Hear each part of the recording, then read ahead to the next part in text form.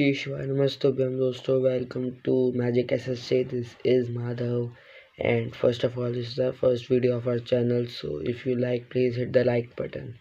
And do you know Chief Justice or CJI of India?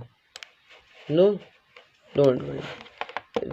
Before studying Chief Justice, you should know about Supreme Court. A basic knowledge of Supreme Court.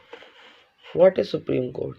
Supreme Court is the highest court of law in Indian judicial system में highest court होता है law का, और ये कहाँ पर है?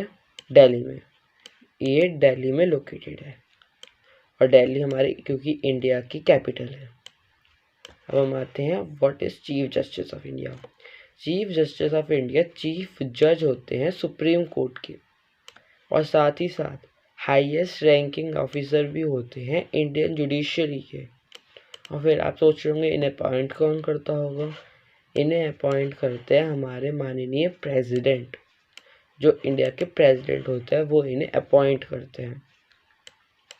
जो नेक्स्ट चीफ जस्टिस होता है वो तब आता है जब या तो ओल्ड वाला या फिर पुराने वाला जो चीफ जस्टिस होता है या तो वो 65 ईयर्स का हो जाता है, या फिर वो रिमूव कर दिया जाता है by the process of impeachment. अब आप सोच रहे होगे इम्पीचमेंट क्या है?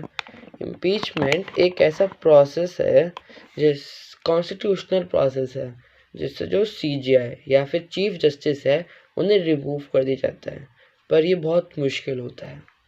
अब आप सोच रहे होंगे इसके लिए क्वालिफिकेशंस भी ऑब्वियसली क्या क्या चाहिए होंगे। तो ये कुछ 4 क्वालिफिकेशंस हैं। फर्स्ट, सिटीज़न ऑफ इंडिया होना चाहिए, very important. Citizen of India नहीं है तो वो बन नहीं सकते हैं। हाई कोर्ट के जज होने चाहिए फॉर एटलीस्ट 5 ईयर्स। 5 ईयर्स से कम हुए तो वो एलिजिबल नहीं है।